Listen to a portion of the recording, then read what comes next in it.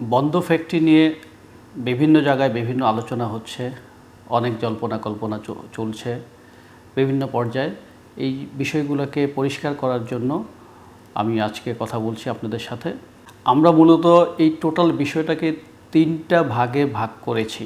প্রথমত হলো বন্ধ ফ্যাক্টরি চালুর আগে আমাদেরকে দেখতে হবে যেই ফ্যাক্টরিগুলো বন্ধের দ্বার প্রান্তে ধুকে ধুকে ব্যবসা করছে, বিভিন্ন সমস্যায় জর্জরিত, বিশেষ করে ব্যাংকিং সমস্যা।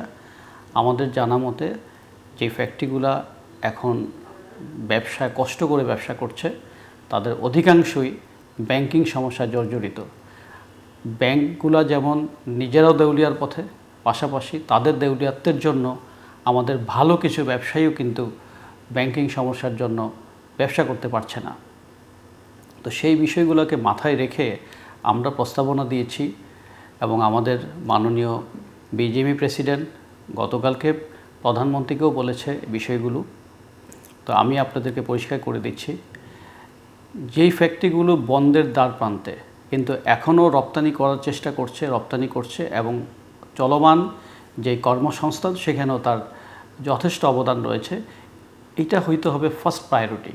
কারণ যেই ফ্যাক্টরিগুলো আমি যদি এখন কথার কথা 100 ফ্যাক্টরিকে আমি বন্ধ ফ্যাক্টরি চালু করি, আবার পিছন থেকে যদি আরও 100 ফ্যাক্টরি বন্ধ হয়ে যায় তাহলে কিন্তু রেজাল্টটা শূন্য। সেজন্য আগে বন্ধ হওয়ার দ্বারপ্রান্তের ফ্যাক্টরিগুলোকে আমাদেরকে ব্যবস্থা নিতে হবে যাতে এই ফ্যাক্টরিগুলো বন্ধ না হয়।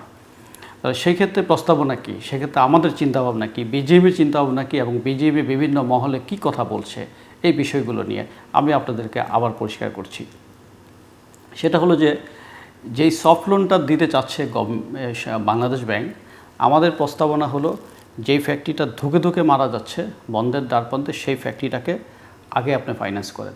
তাহলে কি হবে, ইনস্ট্যান্টলি আমরা বেনিফিট পাচ্ছি, দেশ বেনিফিট পাচ্ছে, অর্থনীতি বেনিফিট পাচ্ছে, যে এই কর্মসংস্থানটা টিকে থাকবে, রপ্তানিটা টিকে থাকবে। সেখানে আমাদের চিন্তাভাবনা এবং আমাদের প্রস্তাবনা ছিল এইভাবে যে তার যে টোটাল লাইবিলিটি, যে লাইবিলিটির কারণে সে সমস্যা ফেস করছে, তার যে টোটাল রপ্তানি এবং যে ক্যাশ ফ্লো সেটার সাথে নিশ্চয়ই তার ফিনান্সিয়াল কস্ট এবং তার যে এক্সপেন্ডিচার সেটার সাথে ভারসাম্য নাই। তো এখানে সর্বপ্রথম যেটা করতে হবে, বাংলাদেশে ব্যবসা করতে গেলে যেখানে দেখা যাচ্ছে যে ফিনান্সিয়াল কস্টটা খুবই বেশি, এই ফিনান্সিয়াল কস্টের জন্যই কিন্তু মানুষ আসলে সামনের দিকে এগোতে পারে না। আর যারা বিভিন্ন যুক্তিসঙ্গত কারণে এবং যুদ্ধ বিধ্বস্ত এবং মনে করেন যে রাজনৈতিক অস্থিতিশীলতা বাংলাদেশের এবং করোনার কারণে যারা ক্ষতিগ্রস্ত হয়েছে তারা কিন্তু প্রপারলি কোনো সাপোর্ট পায় নাই এই পর্যন্ত। আমরা প্রস্তাবনা দিয়েছি বাংলাদেশ ব্যাংককে এই ধরনের যে ফ্যাক্টরিগুলো তাদের টোটাল লাইবিলিটিটাকে একটা ব্লক অ্যাকাউন্টে এনে তার লিমিটটা ফ্রি করে দিতে হবে, এক নম্বর, যাতে সে খুব স্মুথলি ব্যবসা করতে পারে। এখন এই যে তার লাইবিলিটি সেটাকে ব্লক করে দিতে হবে ইন্টারেস্ট ফ্রি, এখানে কিছু আরোপিত অনারোপিত যে সুদ সেটাও মাফ করতে হবে। এটা হলো একটা প্রস্তাব। দ্বিতীয় প্রস্তাব দিয়েছি যে এই টোটাল লাইবিলিটিটাকে সফট লোন দিয়ে সমন্বয় করে দেওয়া, অ্যাডজাস্ট করে দেওয়ার পরে যেই সফট লোনের যেই ইয়েটা থাকবে, কিস্তিটা থাকবে, সেটাকে 10 বছর করে দেওয়া। যেই লোনটা সরকার দিবে, বাংলাদেশ ব্যাংক দিবে, সেটার রেট অফ ইন্টারেস্ট যদি 5% হয়, সেক্ষেত্রে সে এখন পেড করতেছে 13 থেকে 14%। তো 5%-এ যদি তার টোটাল লোনটাকে সমন্বয় করে দেওয়া হয় এবং এই 5%-এ যদি সে 10 বছর ধরে এই নিজের ব্যবসাটাকে চালিয়ে অ্যাডজাস্ট করে, তাহলে কিন্তু তার জন্য খুবই সহজ হবে ঘুরে দাঁড়ানো। এবং এই চিন্তাটাই কিন্তু আমরা সরকারকে দেওয়ার চেষ্টা করছি। সরকারের সংশ্লিষ্ট মন্ত্রণালয়কে বলেছি, আমরা বাংলাদেশ ব্যাংকেও বলেছি যে রিফাইন্যান্সিংটা করতে হবে এই ফ্যাক্টরিগুলোকে, যাতে তার ফিনান্সিয়াল কস্ট কমে যায় এবং লিমিটটা থেকে এই টোটাল লাইবিলিটিকে সরিয়ে এনে লিমিটটা ফ্রি করে দিতে হবে। তাহলে কিন্তু নতুন জীবন পাবে এই ব্যবসায়িক প্রতিষ্ঠানগুলো এবং ঘুরে দাঁড়ানোর যথেষ্ট সম্ভাবনা থাকবে। নাম্বার 2 হলো আপনার বন্ধ ফ্যাক্টরি চালু করার যেই প্রস্তাবনা, এটা আমাদের কাছে প্রায়োরিটি 2। এই জন্য যে বন্ধ ফ্যাক্টরিগুলো চালু করতে গেলে কিন্তু এখানে সরকারকে অত্যন্ত ক্যালকুলেটিভ ওয়েতে আগাতে হবে। বিশেষ করে এই ফ্যাক্টরিগুলো আদৌ ফাইন্যান্স করলে ঘুরে দাঁড়াতে পারবে কি না, সক্ষমতা আছে কি না, সেটার জন্য আমরা বাংলাদেশ ব্যাংকে গত মিটিংয়ে বলেছি লিয়েন ব্যাংক, পিজিএমইএ, বাংলাদেশ ব্যাংক এবং একটা সিএফআম মিলে একটা কমিটি করে এটা সক্ষমতা যাচাই করে এখানে টাকা আমরা বাংলাদেশ ব্যাংক অর্থায়ন করবে। তাহলে হবে কি, যারা ফিরে আসার সক্ষমতা আছে তারা ফিরে আসবে এবং সরকারের এই টাকাগুলো অপব্যয় হবে না।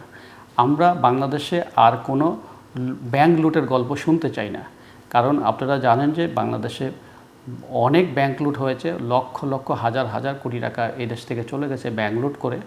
তো আমরা আর নতুন করে এই বাংলাদেশের অর্থনীতিকে আমরা আর ভঙ্গুর করতে চাই না। এমনি যারা করে গেছে, কিন্তু আমরা এখন ভুক্তভোগী। আমরা সেই পাপের বোঝা এখন আমাদের ঘাড়ে। এই যে পাপের বোঝা আমাদের ঘাড়ে আসে, সেটা কিন্তু ব্যাংক লুটেরার জন্য। আমরা আর চাই না বাংলাদেশে নতুন করে আর রাজনৈতিক বিবেচনায় এবং নতুন কোনো লুটেরা কোনো সুযোগ নিয়ে ব্যাংককে ক্ষতিগ্রস্ত করে।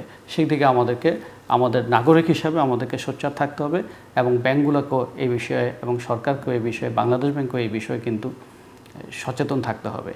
আমরা এইখানে বন্ধ ফ্যাক্টরি চালু নিয়ে আমাদের প্রস্তাবনা হলো এইটা, যে সক্ষমতা যাচাই করে কমিটির মাধ্যমে প্রস্তাবনা দিয়ে এই ফ্যাক্টরিগুলোকে চালু করা যায় কিনা সেখানে অর্থায়ন করার জন্য আমাদের প্রস্তাবনা এইরূপ। নাম্বার 3 হলো, যারা ফিরে আসতে পারবে না অর্থায়ন করার পরেও, তাদের অনেকেই কিন্তু এক্সিট চায়। এখন বাংলাদেশে তো কোনো পূর্ণাঙ্গ এক্সিট পলিসি নাই। বাংলাদেশ ব্যাংকের একটা ন্যূনতম এক্সিট নীতিমালা আছে, সেটার জন্য আমরা অলরেডি প্রস্তাবনা দিয়েছি। ছোট ফ্যাক্টরিগুলোকে 1%-এ 15 বছরে এক্সিট করার একটা ব্যবস্থা করে দেওয়া এবং বড় ফ্যাক্টরিগুলোকে 1%-এ 10 বছর করে দেওয়া, সেটা প্রস্তাবনা আগেই দেওয়া আছে এবং আগেই এটা নিয়ে কথা বলা আছে। তারপরেও এই সরকারের এই এখন যে পরিকল্পনা, সেটার সাথে আমরা এইটাকে আবার অ্যাড করতে চাচ্ছি। এই ফ্যাক্টরিগুলোকে আপনাকে ফাইন্যান্স করতে হবে না। এই ফ্যাক্টরিগুলো কেউ তার সম্পদ বিক্রি করে, কেউ তার অন্য কোনো সোর্স থেকে অথবা মর্গেজ বিক্রি করে সহজ শর্তে ঋণমুক্ত হতে চায়। তা আমরা সরকারকে প্রস্তাব দিয়েছি এই একই প্যাকেজে তাদেরকেও রাখা, কারণ তাদেরকে তো অর্থায়ন করা লাগবে না, তারা উল্টা অর্থ জমা দেবে। তো তাদেরকে যদি সহজ শর্তে একটা এক্সিট করে দেওয়া যায়, সেই ক্ষেত্রে তারাও ঋণমুক্ত হলো, ব্যাংকও তার টাকা পেল, বাংলাদেশের ব্যাংকগুলোর এনপিএল কমলো, পাশাপাশি মামলার জট, যিনি মামলা করেছেন তারও ঝামেলা কমলো, যিনি মামলা খেয়েছেন তারও ঝামেলা কমলো। তা আমরা সরকারকে বোঝানোর চেষ্টা করেছি, গত মিটিংয়ে বলেছি, গতকালকে আমাদের মাননীয় সভাপতি প্রধানমন্ত্রীকেও বলেছে। আমরা আশা করছি আমাদের মতো এই 3 ধাপে সরকার এবং সরকারের সংশ্লিষ্ট বাংলাদেশ ব্যাংক সহ এইভাবে চিন্তা করে এই বিষয়গুলোকে একটি কম্প্রিহেন্সিভলি, দ্যাট মিনস এই 3টা ধাপে একসাথে চিন্তা করে এবং এই যেভাবে প্রস্তাবনা দিয়েছি, যদি এইভাবে বিষয়টাকে দেখেন, তাহলে এই 3 পর্যায়ের লোকরাই কিন্তু উপকৃত হবে এবং বাংলাদেশের অর্থনীতি আবার ইনশাল্লাহ ঘুরে দাঁড়াবে। সবাইকে ধন্যবাদ। আসসালামু আলাইকুম।